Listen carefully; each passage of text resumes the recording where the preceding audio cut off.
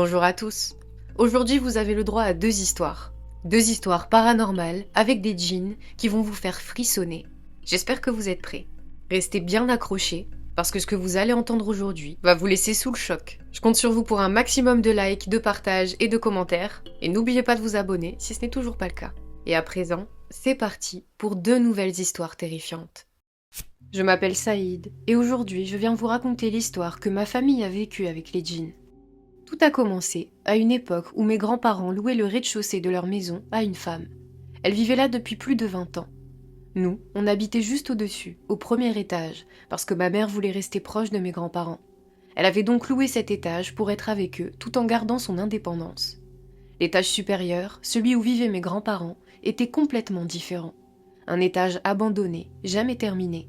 Il n'y avait que du ciment brut, des briques apparentes. Mon grand-père répétait toujours: quand je mourrai, vous le prendrez et vous le rénoverez. Au rez-de-chaussée vivait donc cette femme. Personne ne savait qui elle était vraiment, malgré le fait qu'elle habitait en dessous de nous depuis 20 ans. Elle payait un loyer ridiculement bas et ma grand-mère pensait simplement qu'elle n'avait pas beaucoup de moyens. Ma grand-mère savait qu'elle allait à Sidi Ali chaque année, mais pour elle, c'était juste à cause de ses douleurs. Elle disait toujours à mon grand-père que cette pauvre femme souffrait des os depuis l'enfance. Elle allait à Sidi Ali pour enlever le mal, pour se soigner. Et ma grand-mère y croyait sincèrement. Ce que personne ne savait à ce moment-là, c'est que cette femme était une chouafa, et qu'elle pratiquait la sorcellerie depuis des années. La vérité, personne ne l'a découverte avant plus de 20 ans. Au début, elle vivait seule. Elle disait à mes grands-parents qu'elle n'avait personne, et qu'ils étaient sa famille. Et mes grands-parents, avec leur bon cœur, l'avaient totalement adoptée. Puis un jour, elle a ramené 2 jeunes filles, d'une 20aine d'années environ.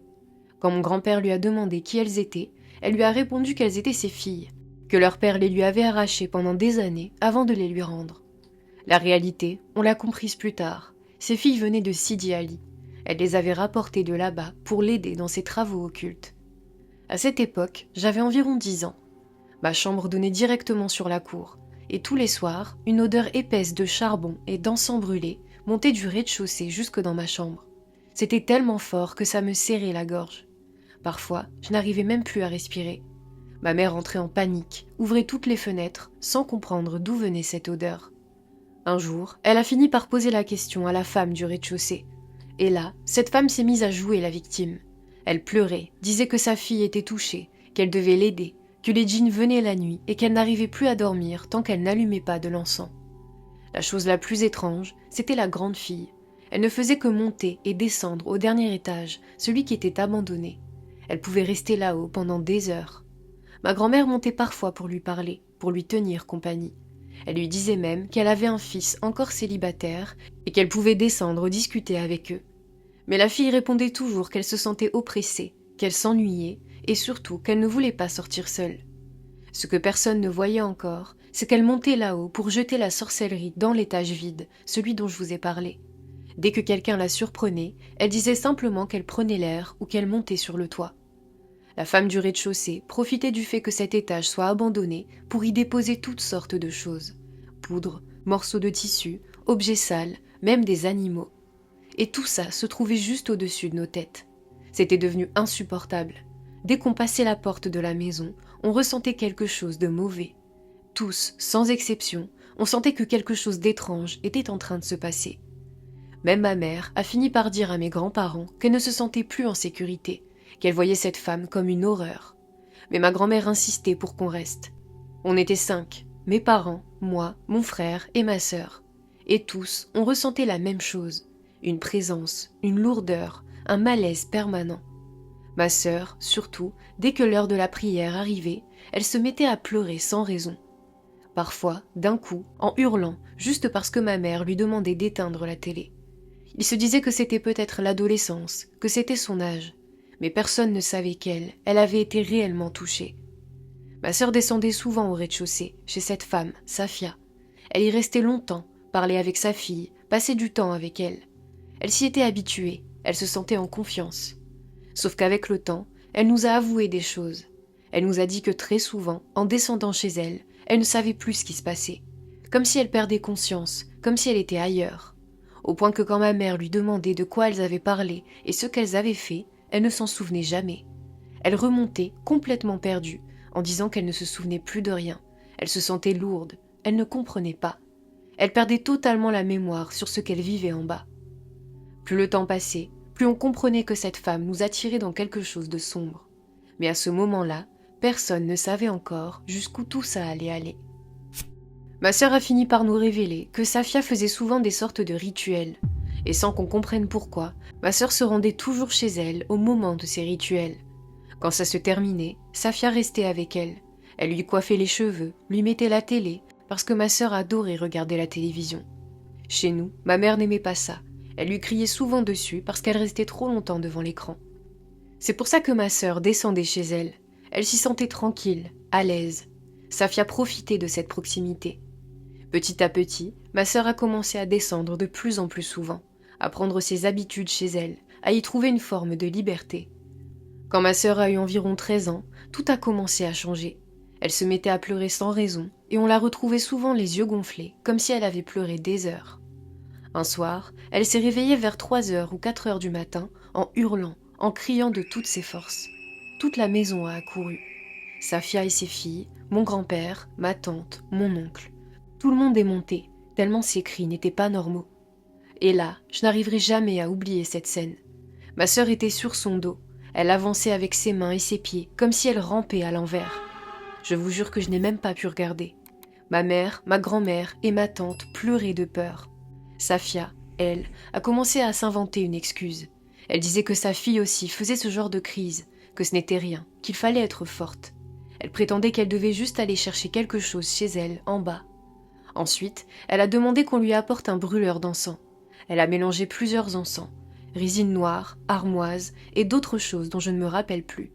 Elle a allumé le tout et a commencé à faire passer la fumée autour de ma sœur en disant des mots incompréhensibles. Mon frère, qui est quelqu'un de pratiquant, n'a pas supporté ce qu'il voyait. Ma sœur a fini par perdre connaissance. Quand elle est retombée au sol, elle avait des bleus partout. Sur les bras, les jambes, même ses ongles étaient bleus. Son visage était gonflé, marqué.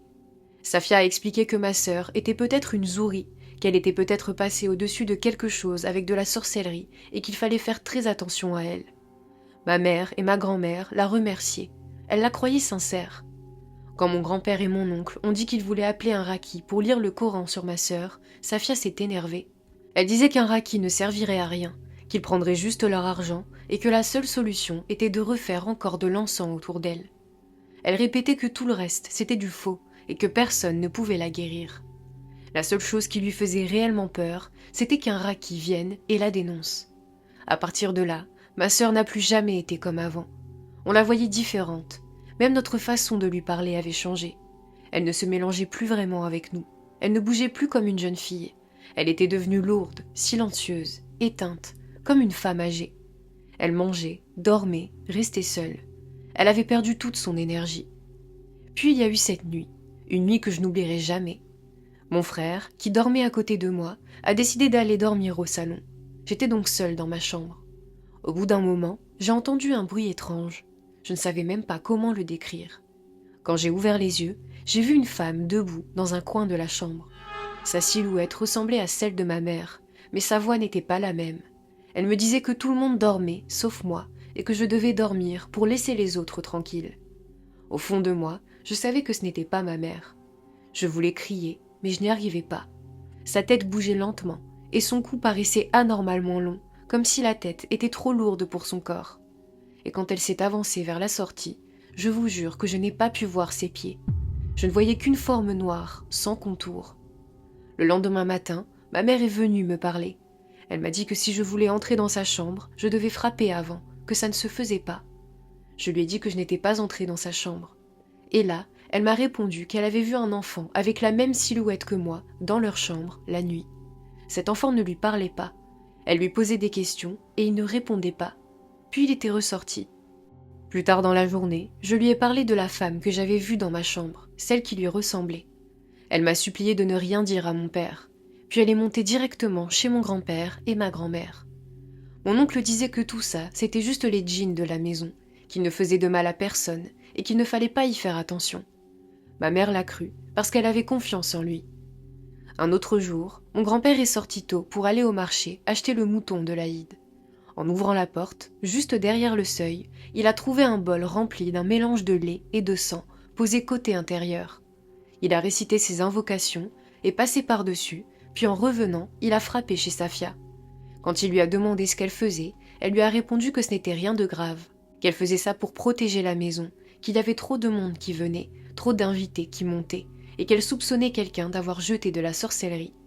Elle disait qu'elle n'arrivait plus à dormir, et que ses filles non plus. Mais mon grand-père s'est énervé contre elle. Il lui a dit que si elle voulait protéger la maison, il suffisait de mettre du Coran, pas de verser du lait et du sang devant la porte. Puis il est monté chez lui. Cette nuit-là, il a fait un rêve étrange. Il voyait une femme sortir des toilettes du fond de la cour. Elle portait une longue robe blanche, sale, ses cheveux étaient complètement emmêlés. Elle tenait le même bol de lait et buvait à l'intérieur. Il a commencé à se dire que tout ça n'avait rien de normal, même s'il essayait de se dire que c'était simplement le choc de ce qu'il avait vu le matin même. Mais en réalité, il y avait vraiment une djinnia qui vivait dans ces toilettes, parce qu'il n'était pas le seul à l'avoir vue. Un jour, mon oncle est rentré de la mosquée.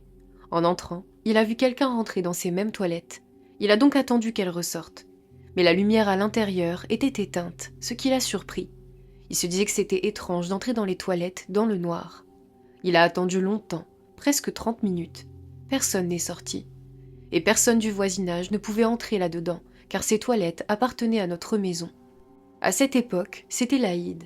Comme d'habitude, à cette période, Safia disparaissait une semaine entière.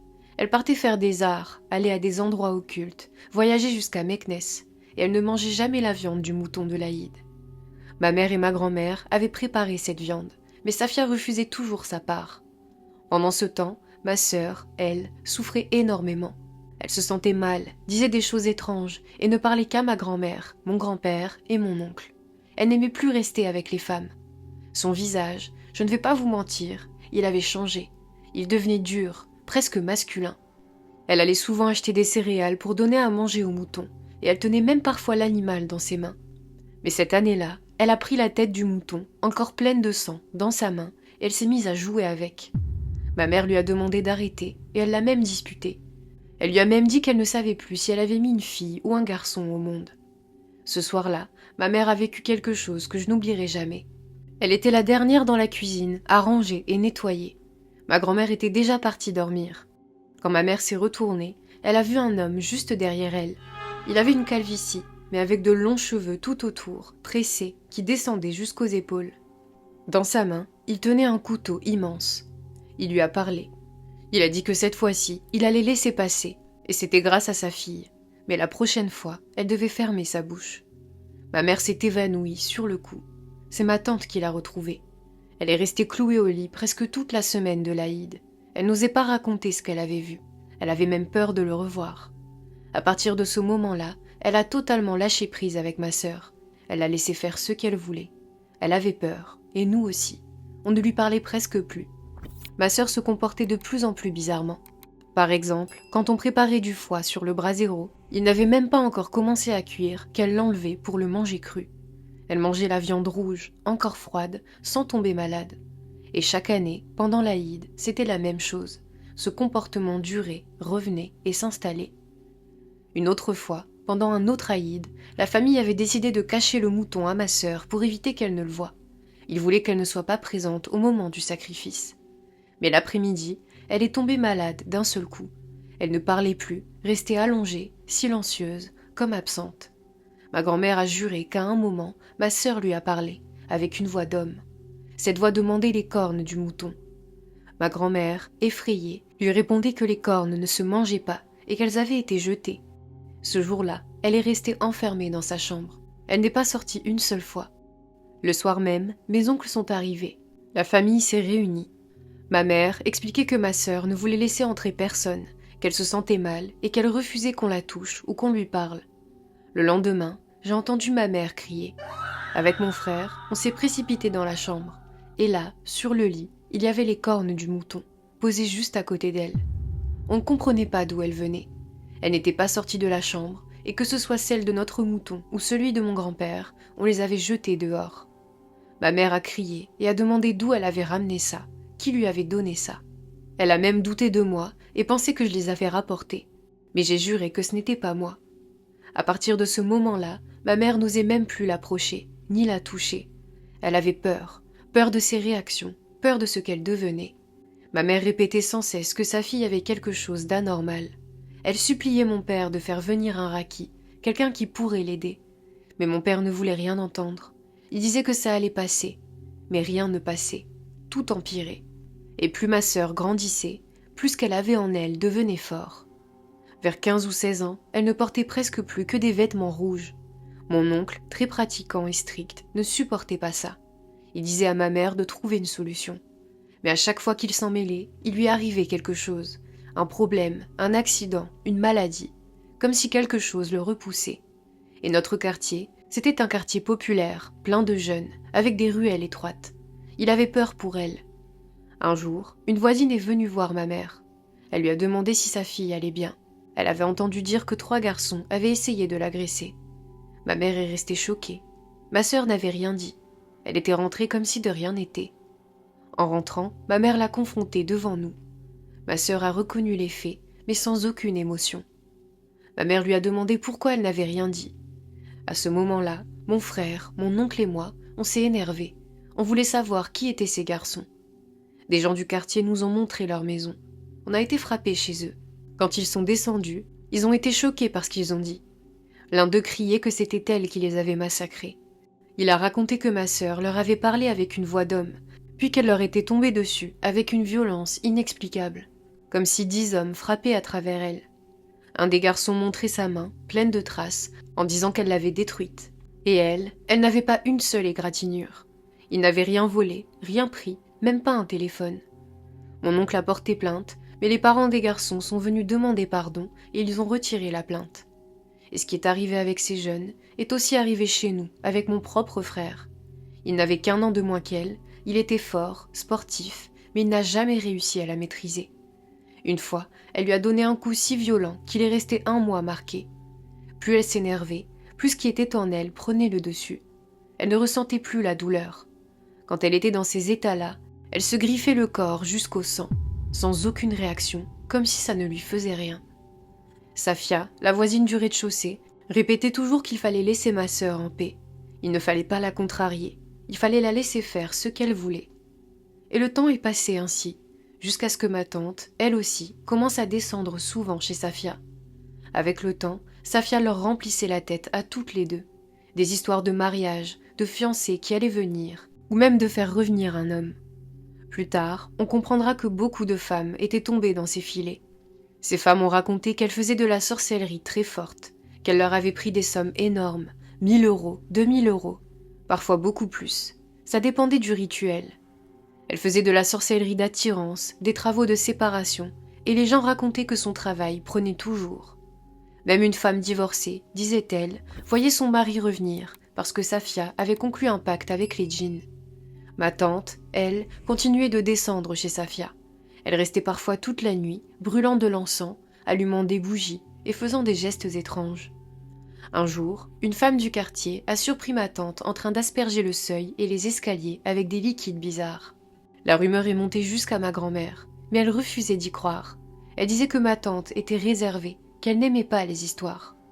Puis Safia s'est mise à donner des consignes à ma tante, dormir sans sous-vêtements, parfumée, bien coiffée, penser à l'homme désiré, allumer une bougie chaque soir, appeler son nom et celui de sa mère pendant 1 semaine.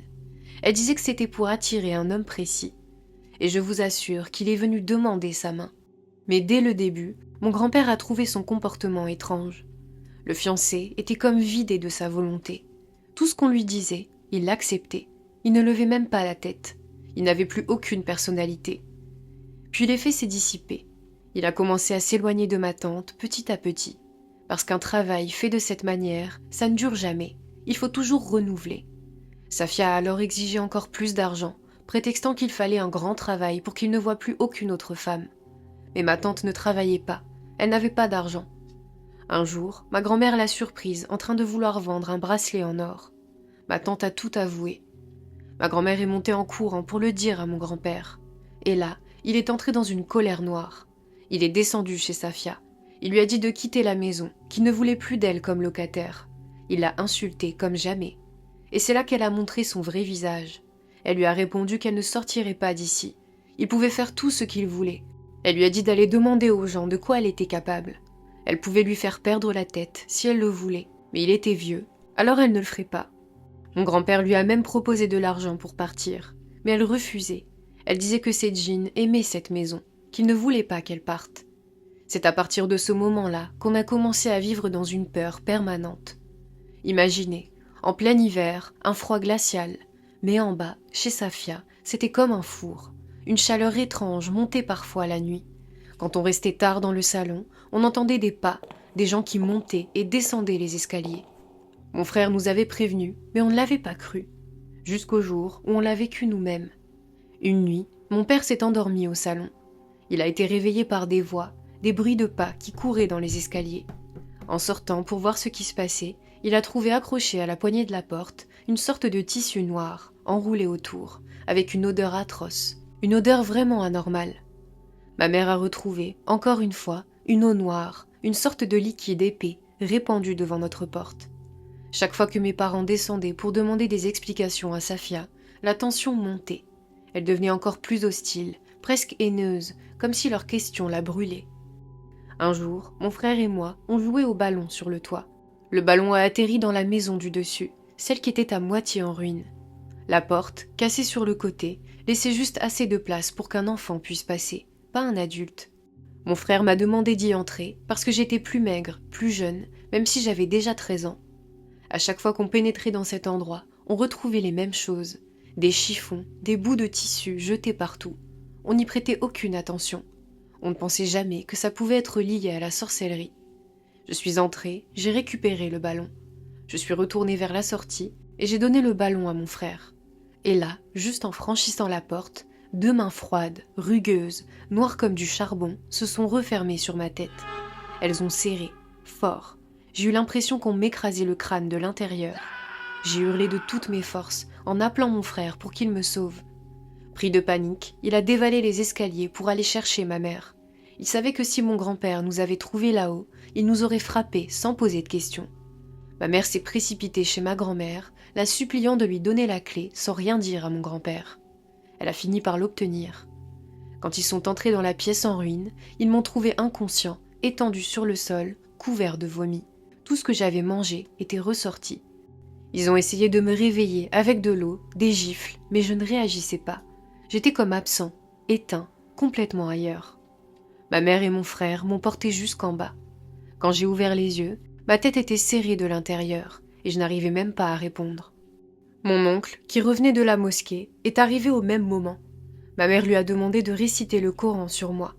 Il a posé sa main sur ma tête et s'est mis à lire. C'est là que, selon eux, quelque chose a parlé à travers moi. Ce n'était plus ma voix. C'était une voix grave, une voix d'homme qui disait à mon oncle de se lever, qu'il allait le couvrir de honte et qu'il savait très bien ce qu'il avait fait. Toute la famille s'est tournée vers lui. Il a essayé d'expliquer que j'avais peut-être de la fièvre, mais ma douleur ne s'arrêtait pas. Je tapais ma tête contre le mur, incapable de m'arrêter. Le lendemain, mon grand-père a été chercher la police. Et c'est là que la grande nouvelle a éclaté. Safia a accusé mon oncle d'avoir agressé et violé sa fille. Mon grand-père refusait d'y croire, disant qu'il n'en serait jamais capable. Safia affirmait que sa fille avait vu la scène, qu'elle avait vu aussi ma sœur monter sur le toit et mon oncle la suivre. Quand mon grand-père a entendu ces paroles, son cœur s'est presque arrêté. Toute la nouvelle s'est répandue dans le quartier. Ils ont interrogé mon oncle.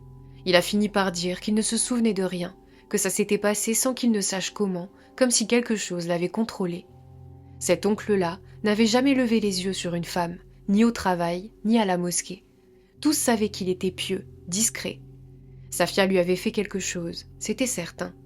Elle avait même menacé mon grand-père en lui serrant la main au point de lui faire mal, pour qu'il ne porte pas plainte.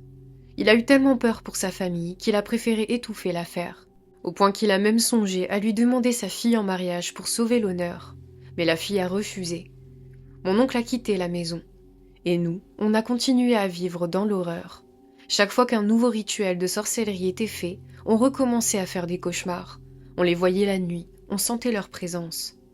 Je me souviens d'un jour où ma grand-mère était montée sur le toit pour récupérer du linge qu'elle avait étendu. Elle s'est mise à le plier tranquillement, quand 2 femmes en noir sont apparues. Elles étaient assises, immobiles, le visage livide, la peau sans couleur, les yeux grands ouverts, sans cligner. Elle l'observait. Le soir, ma grand-mère nous a confié qu'elle avait compris immédiatement que ce n'étaient pas des êtres humains. Leurs visages, leurs yeux, leur peau, rien n'était normal. L'une d'elles a murmuré qu'elle les brûlait toute la nuit et que si elle voulait prier, elle n'avait qu'à sortir dehors. Quand ma grand-mère a voulu crier, sa bouche s'est tordue. Ma tante, en montant, l'a trouvée par terre, le linge devant elle, incapable d'ouvrir la bouche, la mâchoire figée. Toute la famille était montée en courant. Mon grand-père est parti chercher un raki et les voisins l'ont redirigé vers un imam qui vivait juste à côté. Il est monté avec lui. Pendant ce temps, ma tante est descendue voir Safia pour lui demander clairement si elle avait fait quelque chose à ma grand-mère. Safia a répondu que la maison était déjà hantée bien avant son arrivée. L'imam a commencé à réciter le Coran. Ma grand-mère ouvrait la bouche, bâillait, comme si quelque chose sortait d'elle. L'imam disait qu'elle n'avait rien de grave. Il a lu longtemps, puis lui a demandé de lire la Shahada. Quand elle a voulu lever la main, tout son bras s'est tordu. On a entendu ses os craquer. Une voix est sortie d'elle, une voix de femme, mais pas la sienne. Elle a annoncé que la prochaine fois, le coup serait fatal, porté sur la tête. Plus l'imam lisait, plus son visage se crispait. Il a demandé à ce qu'on la tienne, par peur qu'elle ne se blesse. On la retenait tous. Et là, ma sœur est apparue. Elle a surgi avec un couteau énorme dans la main. Elle avançait en direction de l'imam, comme pour l'attaquer. Ses yeux étaient devenus rouges. Sa démarche n'était plus celle d'une jeune fille. C'était celle d'un homme adulte, lourd, déterminé. Tout son corps semblait ne plus être le sien. Elle s'est frappé la main avec le couteau, a tiré sa langue comme pour la couper elle-même. Mon père a attrapé l'imam et l'a poussé dehors en urgence. Ma sœur a fixé mon grand-père d'un regard noir et l'a menacé. Elle a dit que s'il ramenait un raki, il n'aurait qu'à s'en prendre à lui-même. Elle insultait l'imam, révélait des détails intimes de sa vie que personne ne connaissait. On ne savait pas si c'était vrai, mais la peur était immense. Cette nuit-là, personne n'avait dormi. On veillait sur elle, chacun notre tour. Ma grand-mère n'avait finalement rien de grave.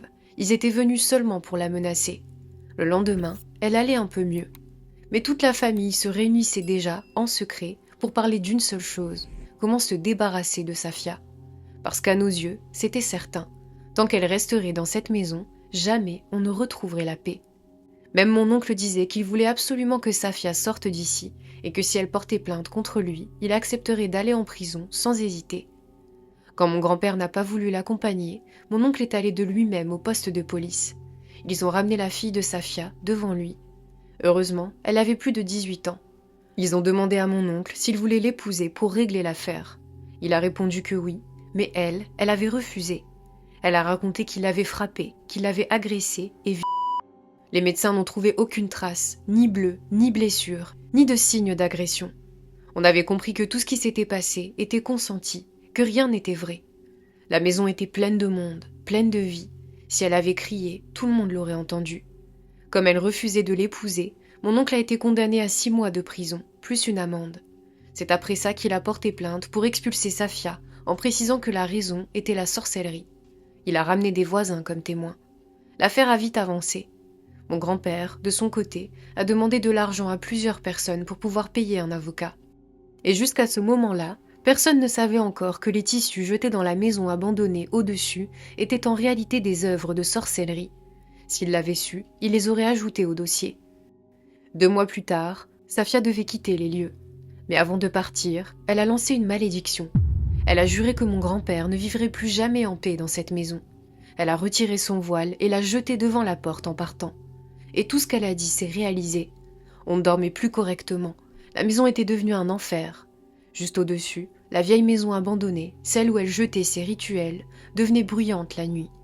Mon grand-père et ma grand-mère entendaient comme si quelqu'un vivait là-haut. Ils perdaient la tête. Quand ils demandaient aux voisins, tous confirmaient qu'il ne faisait aucun bruit chez eux la nuit. Une fois, on dormait tous dans la même chambre. Ma mère, mon frère, ma sœur et moi. On avait 3 petits lits rapprochés. Ma sœur semblait aller un peu mieux, mais ma mère nous rappelait toujours de faire attention à elle. Elle mettait du Coran en continu pour la calmer. Je m'étais endormie quand à un moment, j'ai senti un courant d'air froid sur mon visage. En ouvrant les yeux, j'ai vu ma sœur debout, la fenêtre grande ouverte, prête à se jeter dans le vide. Quand on se réveille d'un coup, on ne sait pas si ce qu'on voit est réel ou un rêve. J'ai tiré mon frère, incapable même de crier. On s'est levés ensemble pour la retenir. Elle répétait qu'elle voyait quelqu'un en bas, dans la cour. Elle disait qu'elle était là, comme si une femme l'attendait. Toute la famille est montée en courant. Ma mère lui mettait de l'eau de rose sur le visage, et moi, je rallumais le Coran qui s'était arrêté sans explication. Quand elle voulait dormir, on lui mettait 10 heures de récitation d'affilée pour éviter qu'elle ne fasse une crise. Elle nous jurait qu'elle avait vu une femme en blanc, avec ses enfants, dans la cour. Elle disait que cette femme était montée jusqu'à la fenêtre, avait frappé dessus et l'avait appelée. Ma sœur voulait se jeter pour la rejoindre. Je vous assure que rien qu'en racontant ça, j'en ai des frissons. C'était trop lourd à vivre. On a vécu exactement la même chose pendant 6 mois, sans pause, sans aucun répit. Même les voisins n'en pouvaient plus. Ils disaient qu'ils sentaient des odeurs étranges, qu'ils entendaient des cris la nuit. Ils affirmaient que la voyante était la cause de notre malheur. Quand mon oncle est sorti de prison, il est venu directement voir mon grand-père. Il a demandé pardon et a dit qu'il fallait absolument trouver un raki pour nettoyer la maison. La famille a cherché dans plusieurs villes. Un jour, il a ramené 2 rakis de Ramna. Ils sont entrés dans la maison et ont commencé leur lecture. Ma sœur est tombée au sol immédiatement. Ma grand-mère, qui préparait du pain à l'étage, a entendu la récitation du Coran. Les rakis disaient qu'ils sentaient une présence dans la maison.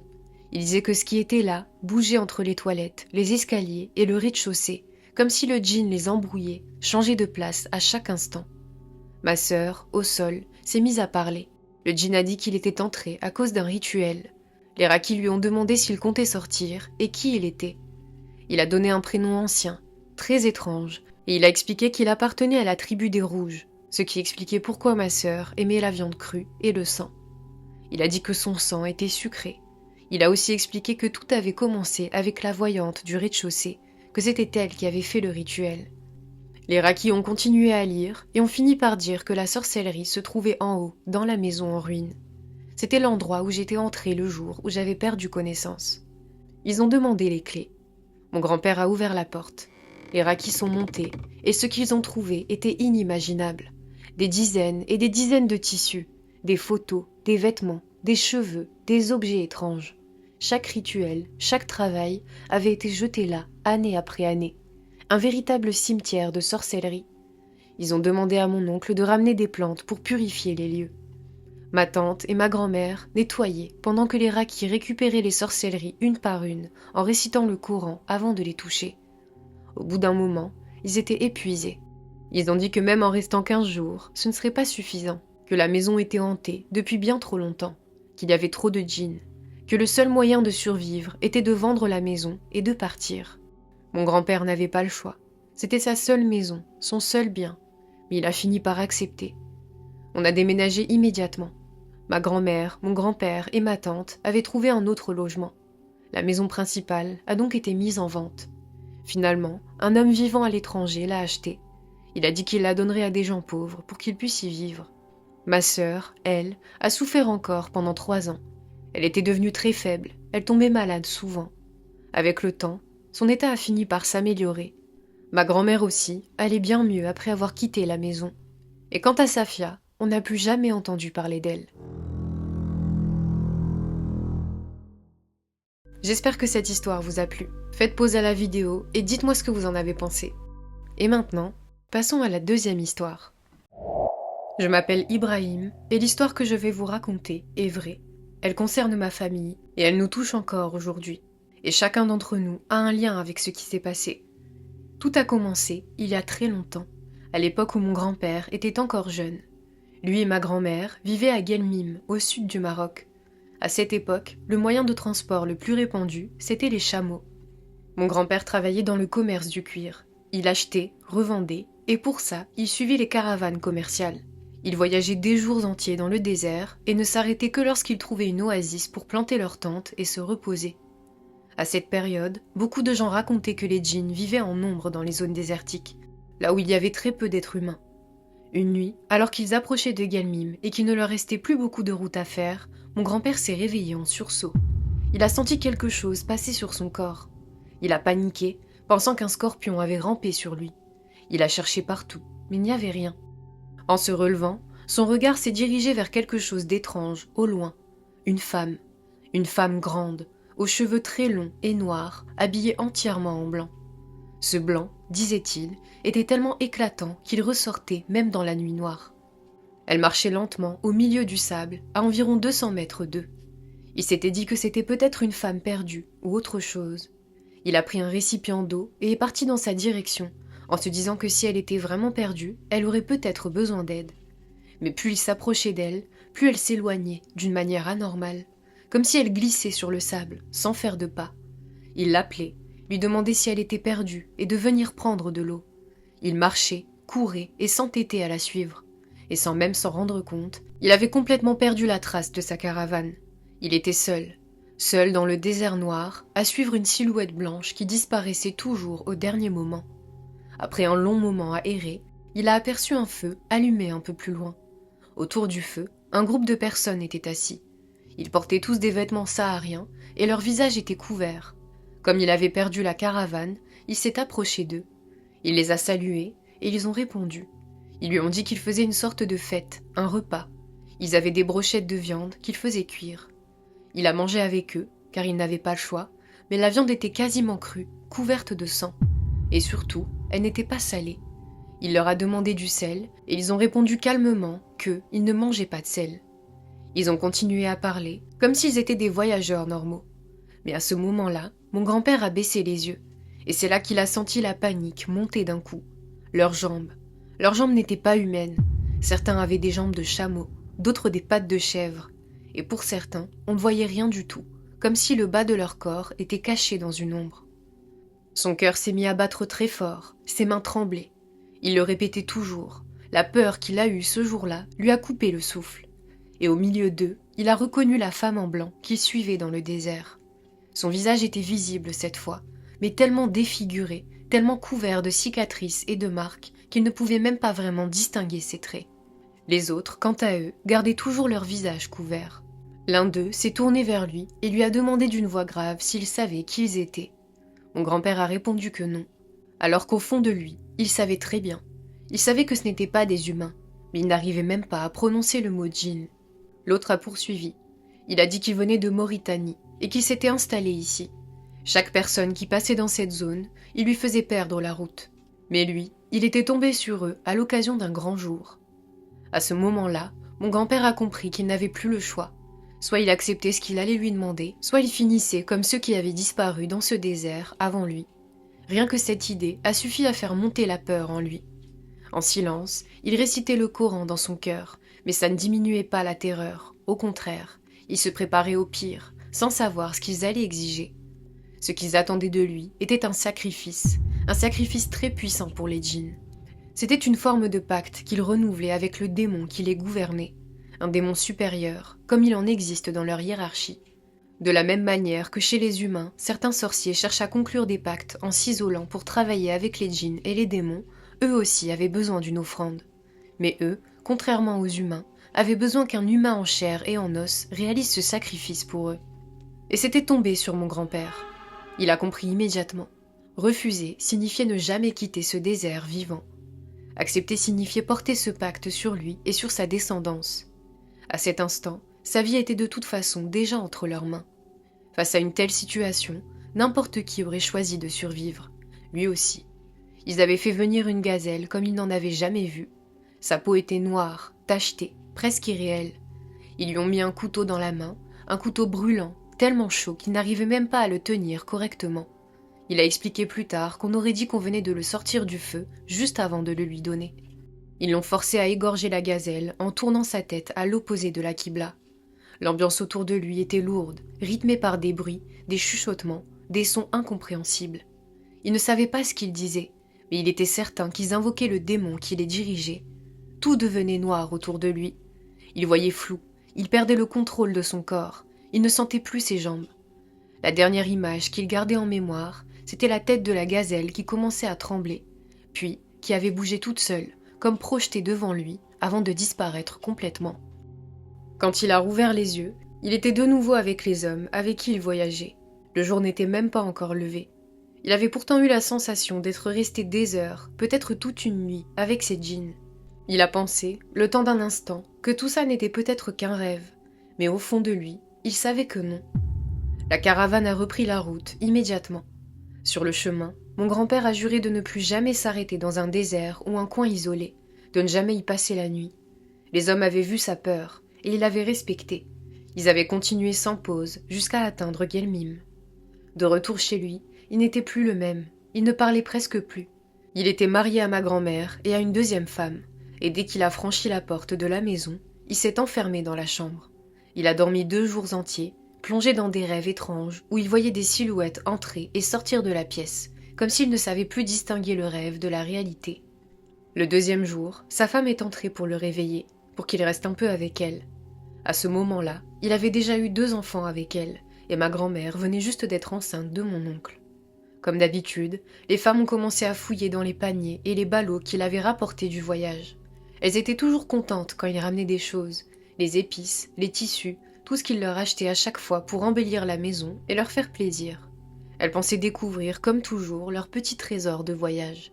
Mais en fouillant les paniers, comme elles le faisaient à chaque retour, les femmes sont tombées sur quelque chose d'inattendu. Le couteau. Le même couteau. Celui avec lequel mon grand-père avait égorgé la gazelle pour les djinns. En le voyant, c'est lui qui a failli s'effondrer. Il a pâli d'un coup, comme si tout son sang quittait son visage. À cet instant précis, il a compris que ce qu'il avait vécu dans le désert n'était pas un rêve, c'était réel. Et surtout, il a compris qu'en accomplissant ce sacrifice, il avait lié malgré lui toute sa descendance à un mal qui allait se transmettre de génération en génération. Ce poids allait toucher ses enfants, leurs petits-enfants. Et parmi eux, moi, mes frères, mes cousins, mes cousines. Chacun porte quelque chose. Si je raconte chaque histoire individuellement, je n'en finirai jamais. Dans les jours qui ont suivi, mon grand-père est tombé malade.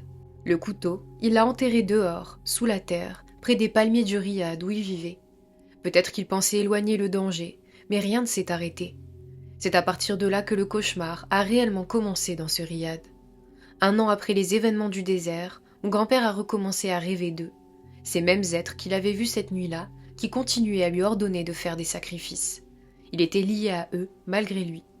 Il essayait de lutter, de les ignorer, mais c'est exactement à ce moment-là que les choses sont devenues violentes. Un jour, sa première femme est entrée dans la pièce où il gardait les jarres de miel. Elle en vendait aux femmes du coin, et mon grand-père lui en rapportait toujours de ses voyages. Elle ouvrait les pots, les rangeait comme d'habitude. Puis, en se retournant, elle s'est retrouvée face à un homme. Un homme habillé comme les gens du Sahara, avec des vêtements traditionnels. Sauf que son visage, d'après ce qu'elle avait décrit ensuite, était long et déformé, comme celui d'un chameau. Il lui a donné un coup tellement violent qu'elle est tombée au sol, paralysée de peur. Tout le côté gauche de son corps s'est figé. Son bras, sa jambe, sa main. Elle ne sentait plus rien. Quand la famille l'a trouvée, elle était au sol, en larmes, incapable de bouger. Alors, sous la pression, mon grand-père a fini par leur raconter la vérité. Le fils aîné a fait venir leur oncle, un homme âgé qui récitait le Coran. Il a récité pendant de longues minutes, jusqu'à ce qu'elle retrouve peu à peu une partie de ses mouvements. Ensuite, il s'est tourné vers mon grand-père et lui a conseillé d'arrêter définitivement les sacrifices, car s'il continuait, il s'enfoncerait encore plus dans ce pacte imposé. Ma grand-mère répétait souvent que dans cette maison, toute personne qui osait raconter ce qu'elle avait vu ou rêvé, ou toute personne qui mettait des mots sur ces choses, finissait par vivre une catastrophe. Et je peux vous confirmer que c'est vrai, on le vit encore aujourd'hui. Avec le temps, ils ont recommencé à montrer à mon grand-père ce qui pouvait lui arriver s'il résistait. Et très vite, les premiers signes ont touché sa propre famille. Le premier fils de mon grand-père, l'aîné, est tombé gravement malade. Une maladie étrange, incompréhensible, qui ne ressemblait à rien de ce qu'il connaissait. Ils ont essayé les plantes, les remèdes, les soins, mais rien ne marchait. Même le médecin n'a rien compris et n'a donné aucun diagnostic. Pendant près de 20 jours, il a souffert. La nuit, il répétait qu'il se voyait la tête enterrée dans le désert. Mon grand-père savait exactement d'où venait ce mal. Il n'en pouvait plus. Il avait peur pour ce qui resterait après lui. Alors, il est parti seul, dans un endroit isolé, à l'extérieur de la ville, un lieu désert où personne n'habitait. Là-bas, il a fait un nouveau sacrifice. Il a égorgé une jeune chamelle, comme il le lui avait imposé. À partir de ce jour, chaque année, il devait recommencer. Toujours dehors, toujours en tournant l'animal dos à la qibla. Chaque fois qu'il osait penser ne pas le faire, un malheur arrivait. Un enfant gravement malade, un accident, ou lui-même atteint de douleurs étranges. Le temps est passé, il a eu d'autres enfants, et tous ont grandi avec ce poids. Il n'a jamais décrit exactement ce qu'ils exigeaient de lui, ni ce qu'il voyait là-bas. Mais chaque année, on voyait son visage changer. Il revenait du sacrifice, le teint jaune, les yeux creusés, et restait enfermé 2 ou 3 jours sans parler. Il disait que le sang de la bête restait collé à ses mains, même après les avoir lavées encore et encore, et que ce n'était qu'au bout de 3 jours que l'odeur disparaissait. Avec le temps, son caractère avait totalement changé. Tous ceux qui le connaissaient lui disaient qu'il n'était plus le même. Et ce n'était pas voulu, c'était le pacte, la peur et la domination qui avaient fini par écraser sa personnalité. Un jour, sentant sa fin approcher, il a réuni ses enfants, les plus grands, en présence de ses 2 femmes. Il leur a dit qu'il n'avait pas peur pour sa propre vie, car sa vie était déjà perdue depuis longtemps. Ce qui lui faisait peur, c'était eux et ce qui les attendait. Peu de temps après, il est décédé. Beaucoup dans la famille l'ont blâmé. Certains l'insultent encore aujourd'hui en parlant de lui, en disant qu'il nous a détruits. Mais moi, je le dis clairement. À sa place, beaucoup auraient fait la même chose. Quand tu choisis entre la mort immédiate ou un pacte imposé, tu penses à survivre, même si le prix est terrible. Après sa mort, tout ce qui était attaché à lui a été transmis à son fils aîné, celui de sa première femme. Le grand couteau lui a été donné aussi. C'est à partir de là qu'on a compris à quel point le mal s'était enraciné. Chaque année, lorsque le mois de Chaban approchait, toute la famille était prise d'angoisse. L'un tombait malade, un autre vivait un bouleversement majeur dans sa vie, ou une catastrophe frappait quelqu'un. On en était arrivé à détester l'arrivée du Ramadan, non pas à cause du mois béni, mais parce qu'il annonçait Chaban et tout ce qui allait nous tomber dessus. Mon oncle, celui qui avait hérité du couteau, est devenu celui qui continuait les sacrifices. Le mal se voyait sur son visage. Et pire encore, il est devenu sorcier. Il avait une pièce réservée dans le riad, une chambre que, d'après ce qu'on racontait, les djinns eux-mêmes auraient choisie. Personne n'avait le droit d'y entrer. Dehors comme dedans, cette pièce dégageait une atmosphère lourde, suffocante, comme un endroit où quelque chose vivait sans jamais dormir. Il travaillait dans ce qu'on appelle le soufli, la sorcellerie la plus noire, la plus dangereuse. Il ne priait pas, il ne jeûnait pas, sauf quand eux lui demandaient d'entrer en retraite pour un rituel. À ce moment-là, il jeûnait strictement, ne buvait que de l'eau et ne mangeait que des dattes et du pain d'orge. C'était un jeûne imposé par les djinns, pas par le Créateur. Selon ce que sa propre mère racontait, même si jusqu'à aujourd'hui on ne sait pas si elle disait toute la vérité, elle l'avait surpris plusieurs fois en train de prier à l'envers, le dos tourné à la Qibla. Il écrivait de la sorcellerie sur des peaux d'animaux. Quand tu entrais dans sa chambre, les murs étaient couverts de ces peaux, accrochés partout, remplis de symboles, de talismans et d'écritures incompréhensibles. Il fallait quelqu'un de très expérimenté pour en saisir le sens. Mais lui, il les traçait comme si c'était des banalités. Son mal s'étendait autour de lui. Dans toute la région, les gens souffraient par sa faute. Les voisins se plaignaient souvent. Beaucoup racontaient qu'ils se réveillaient paralysés, oppressés, comme si quelque chose leur montait sur la poitrine la nuit. Certains parlaient de voix, d'ombres, de migraines soudaines, de sensations lourdes autour du riad. Quand il venait se plaindre à sa mère, elle répondait simplement qu'elle avait peur de lui. Et c'était vrai, elle avait peur de son propre fils. Ce n'était pas un hasard s'il l'avait choisi pour hériter du pacte. Ce n'était pas seulement parce qu'il était l'aîné, mais parce qu'il avait un cœur dur, un caractère froid, exactement ce qu'il cherchait. Dans sa propre maison, il n'avait aucune pitié. Même sa femme en souffrait. Elle disait que son visage changeait quand il entrait dans ses rituels, que ce n'était plus le même. Elle avait l'impression de vivre avec un autre homme. Pendant ces moments-là, elle le décrivait comme un homme possédé. Le pire, c'est que chaque enfant qui naissait de lui portait la même marque, une tache sombre sur le corps, au visage, dans le dos ou sur les jambes. Et tous, sans exception, sont liés au djinn. Certains voyaient des ombres, d'autres entendaient des voix, certains faisaient des crises. D'autres annonçaient des choses qui allaient réellement se passer. Il recevait des femmes en leur disant qu'il était un guérisseur. Il les exploitait physiquement, moralement et financièrement. Et quand elles sortaient de chez lui, elles lui laissaient tout leur argent, comme si elles avaient été vidées de leur propre volonté. Ma grand-mère, elle, n'acceptait plus de vivre dans ce riad. Elle suppliait tout le monde de le vendre. Elle disait que ses enfants avaient plus de droits que lui, qu'elle voulait les protéger. Mais lui n'avait jamais pensé à les protéger. Il se moquait de ses frères, de ses sœurs et même de ses propres enfants. Il les faisait même participer à ses sacrifices. Une de ses filles était celle qu'il utilisait le plus. Elle servait pour des rituels d'appel des djinns. Il l'épuisait complètement parce qu'elle était Zouri, très sensible au monde invisible. Aujourd'hui encore, elle souffre énormément. Des Raki ont expliqué qu'une tribu entière vivait en elle. Chaque fois qu'elle faisait un exorcisme, un djinn sortait, puis un autre, puis encore un autre. Un jour, un Raki lui a dit qu'il était impossible de tous les faire sortir. Ma grand-mère, quand elle entendait qu'un rituel allait commencer, rentrait immédiatement ses enfants dans leur chambre. Même mon père et mes oncles, déjà grands, elle les enfermait pour qu'ils ne voient rien. Quand elle devait sortir pour aller à la cuisine ou aux toilettes, elle récitait des invocations sans s'arrêter. Elle disait qu'elle avait vu des choses, mais qu'elle refusait de les fixer trop longtemps pour ne pas attirer plus de mal. Puis, une nuit, elle est tombée malade à son tour. Elle s'est levée pour apporter de l'eau à ma tante, qui était encore petite. Elle tenait un verre en argile dans la main et traversait la cour où se trouvait un puits. C'est là qu'une femme est apparue devant elle et l'a saisie par ses habits. Cette femme lui a demandé où elle allait. Ma grand-mère a répondu qu'elle voulait juste donner de l'eau à sa fille. La femme lui a dit de rentrer, que c'était mieux pour elle. Ma grand-mère a reculé d'un pas et son cœur a failli s'arrêter tellement la peur l'a envahi. Le verre en argile a éclaté dans sa main, tout seul. Elle est retournée voir ma tante, qui pleurait de soif, et lui a dit d'attendre jusqu'au matin, incapable de ressortir. Le lendemain, ma grand-mère est allée se plaindre à la seconde femme de mon grand-père, la mère de mon oncle sorcier. Elle lui a dit qu'elle avait aussi peur de lui, qu'elle vivait dans la terreur et qu'elle priait le Créateur pour qu'il fasse justice et les libère de lui. Elle a confié qu'elle espérait trouver ne serait-ce qu'un peu d'argent pour partir loin de ce riad, parce qu'elle ne supportait plus de vivre là. Ce que je vous ai raconté jusqu'ici, ce n'est qu'une infime partie de ce qu'ils ont traversé. Ils sont restés longtemps comme ça, tous ensemble, à vivre dans le même riad que ce sorcier, à supporter sa présence et sa domination. Puis un jour, la deuxième femme de mon grand-père est décédée.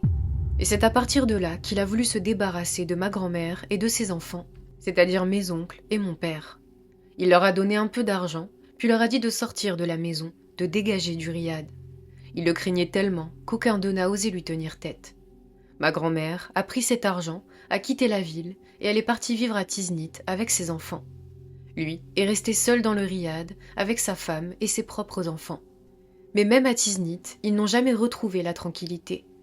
Les choses les ont suivis. Chaque année, à Chaban, ma grand-mère pleurait à cause de ce qui arrivait à ses enfants. Un an après, mon père a été percuté par une voiture. On a cru qu'il était mort. Il est resté longtemps dans le coma avant de revenir à lui. Ma grand-mère, désespérée, passait ses journées à courir d'un guérisseur à l'autre. Et à force, ce qui touchait ses enfants a fini par la toucher elle aussi.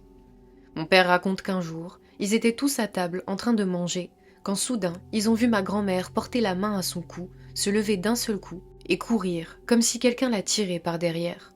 Ils l'ont suivie immédiatement. Elle s'est enfermée dans une pièce, a claqué la porte, et ils ont dû lutter longtemps avant de réussir à l'ouvrir. Quand ils y sont enfin parvenus, ils l'ont trouvée étendue au sol, les bras et les jambes complètement tordus, les cheveux dressés, comme si elle venait d'être frappée par la foudre. Ils l'ont emmenée directement à l'hôpital. Le médecin leur a dit qu'elle avait subi un choc extrêmement violent, que c'était ça qui l'avait mise dans cet état. Elle est restée hospitalisée longtemps, attachée, en larmes, silencieuse. Quand on lui posait des questions, elle ne répondait pas.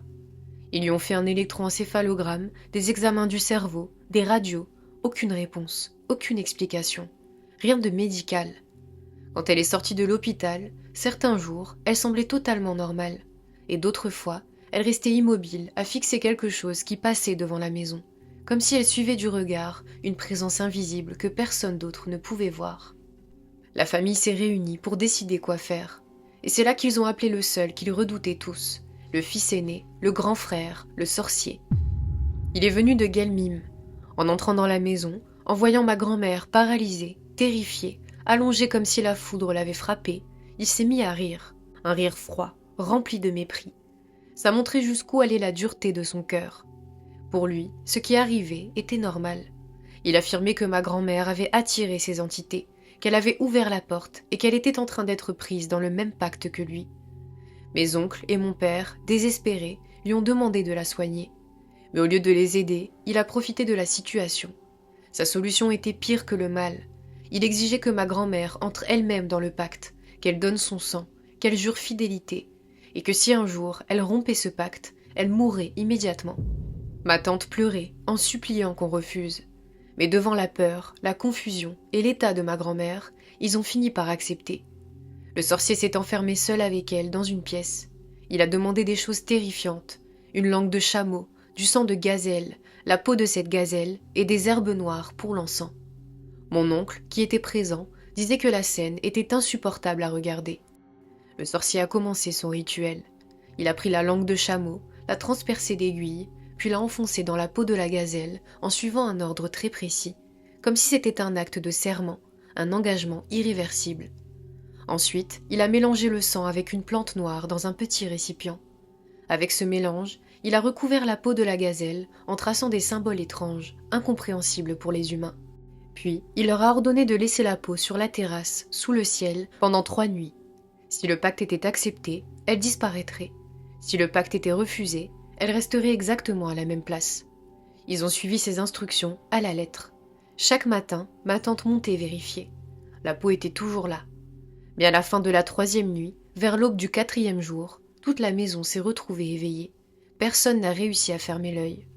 Au-dessus d'eux, sur le toit, on entendait le bruit de chaînes métalliques traîner violemment d'un côté à l'autre, comme si quelque chose rôdait là-haut. Le matin venu, toute la famille est montée. La peau avait disparu. À ce moment précis, ils ont compris que le pacte avait été accepté. Et effectivement, ma grand-mère a commencé à aller mieux. Elle a retrouvé ses mouvements, sa voix, sa conscience. Plus tard, elle leur a expliqué ce qu'elle avait vécu pendant son absence mentale.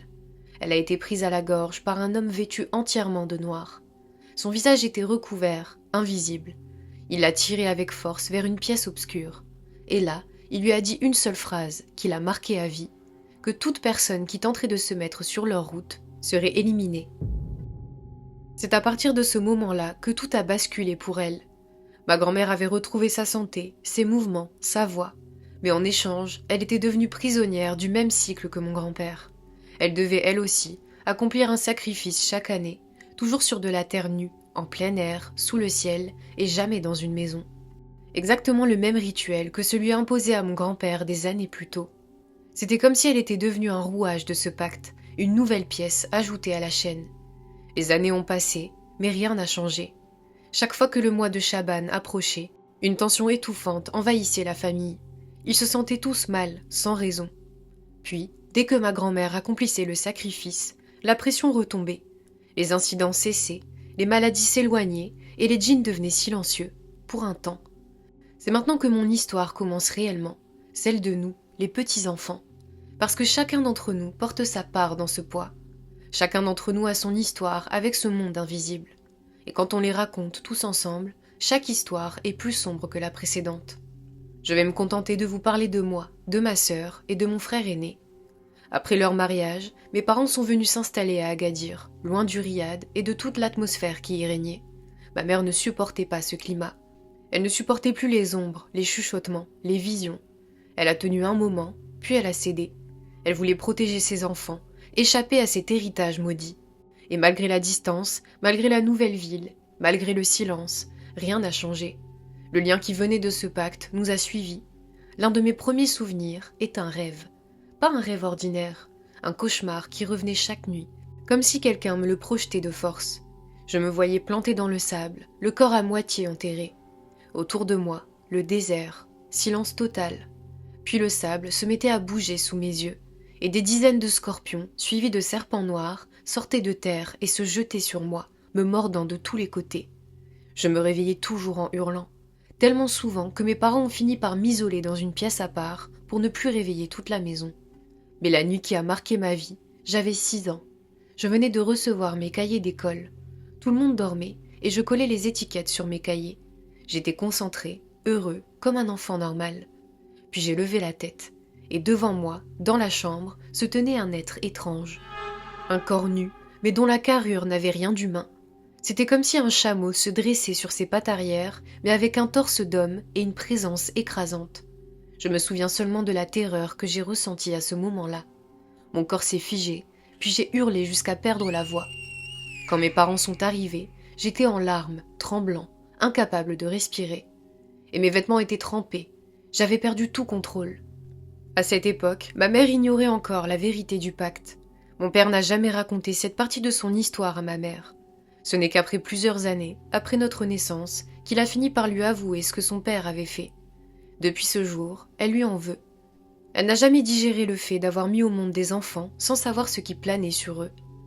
Mon grand frère, de son côté, était terrorisé par la maison de ma grand-mère. Il ne supportait même pas d'y entrer. Et un jour, un de ses souvenirs l'a marqué à vie. Il jouait sur la terrasse avec 2 cousins. Un bruit venant du rez-de-chaussée lui a donné l'impression que notre grand-mère l'appelait. Il s'est approché de la porte pour descendre, et là, juste derrière la porte entr'ouverte, il a aperçu une femme, une silhouette immobile, un visage que personne n'aurait pu décrire sans frissonner. Déformé, livide, méconnaissable. Ils sont restés bloqués, paralysés, jusqu'à ce que ma tante arrive par l'extérieur et ouvre la porte de l'autre côté. Il n'y avait plus rien. Quelques jours plus tard, un autre incident a eu lieu.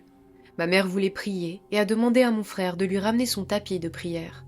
Il est entré dans la chambre, l'a pris, et en ressortant, il a reçu un coup brutal derrière la tête, un choc si puissant qu'il en a perdu l'équilibre. Quelques minutes plus tard, la peau de cette zone a viré au bleu foncé. Pour se rassurer, les adultes ont dit qu'il s'était cogné dans la porte, mais lui a toujours soutenu qu'il avait été frappé par quelque chose d'invisible. Il faisait tout pour éviter de parler de ces choses-là devant nous. Et mon grand frère, qui a toujours été très réservé, n'aimait pas raconter ce qui lui arrivait. Il gardait tout pour lui, jusqu'au jour où, en discutant tous ensemble de ces histoires, il a commencé à s'ouvrir. Chacun de nous, d'une manière ou d'une autre, avait vécu sa part. Et puis, il y a ce rêve. Un rêve que nous faisons presque tous. Le même, exactement le même. On voit un vieil homme, debout dans un endroit désert, en train d'égorger une bête au milieu du sable. Toujours la même scène, toujours la même ambiance. Quand on en a parlé à notre père, il nous a simplement répondu que cet homme, c'était notre grand-père. Un autre épisode m'a marqué, cette fois en lien avec notre mère. On était une grande assemblée, réunie chez ma grand-mère, à la fin du ramadan, juste avant l'Aïd. Toute la famille était réunie dans le grand salon. C'était au tour de ma mère de faire la vaisselle. Elle était debout dans la cuisine, juste à côté de la porte.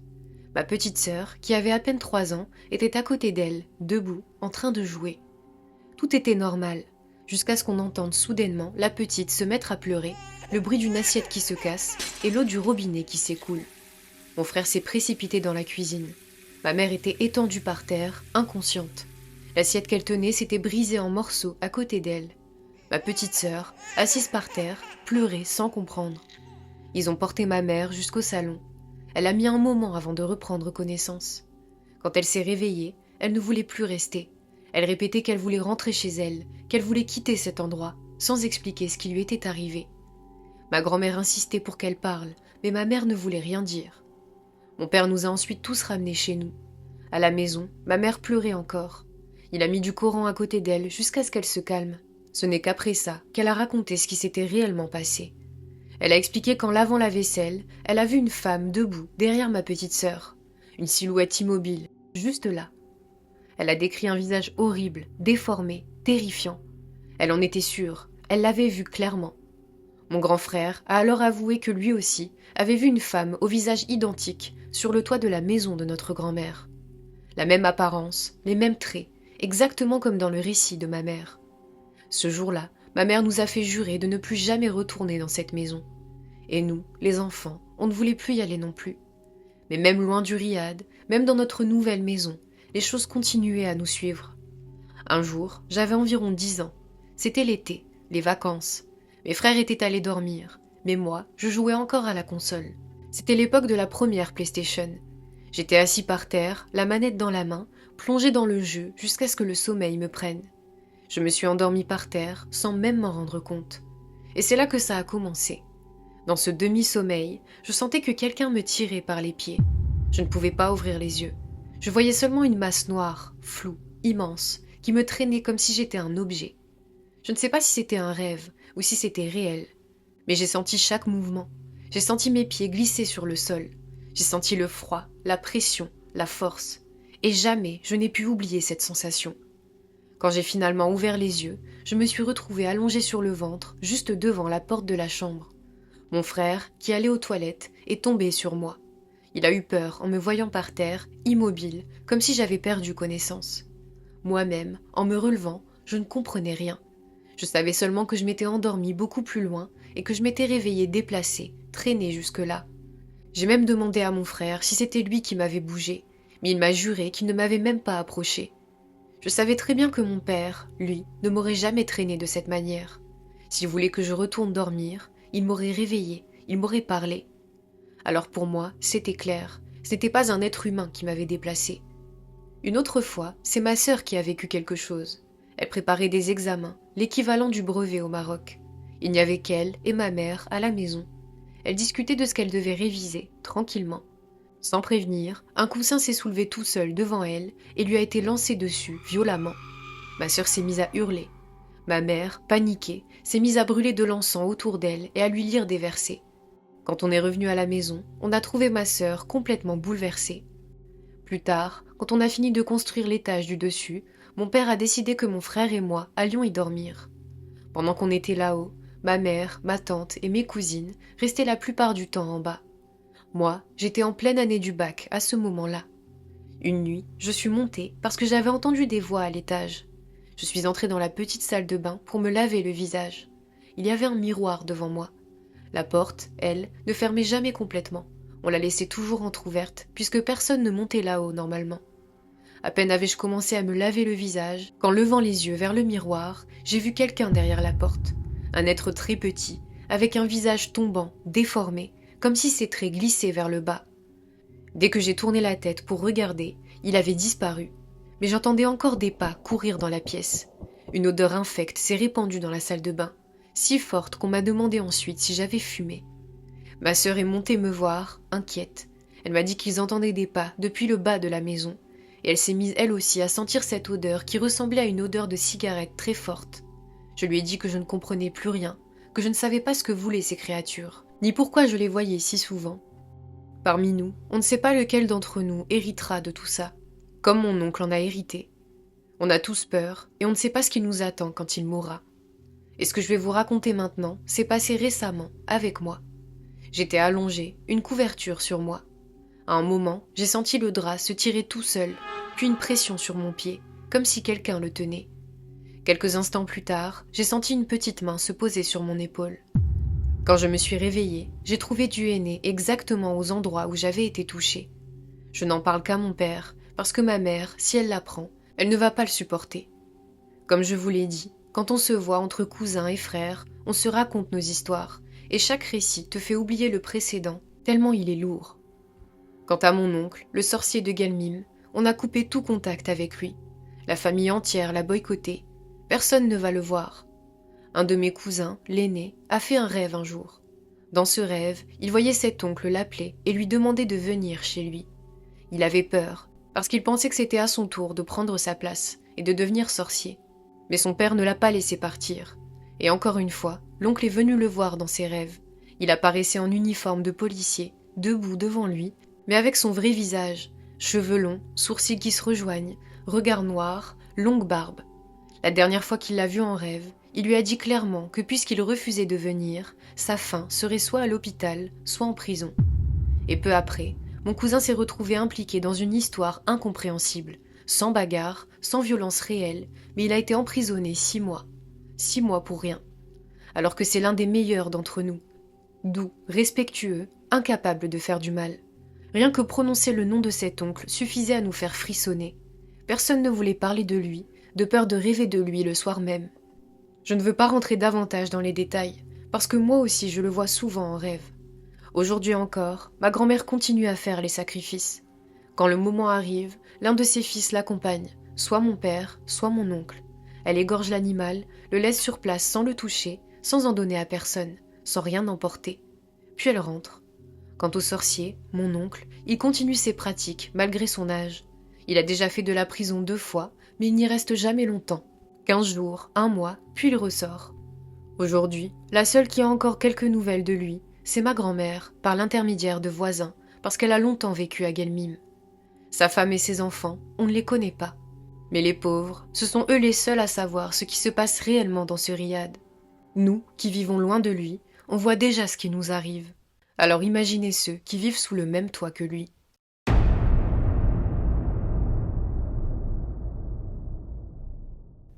J'espère que ces 2 histoires vous ont plu. Je veux votre avis sur les 2. Alors dites-moi tout de suite en commentaire ce que vous en avez pensé. Je compte sur vous pour liker, partager et booster la vidéo pour nous soutenir. Si ces 2 histoires vous ont plu, abonnez-vous pour ne pas louper les prochaines. Et je vous dis à très bientôt pour une nouvelle histoire terrifiante.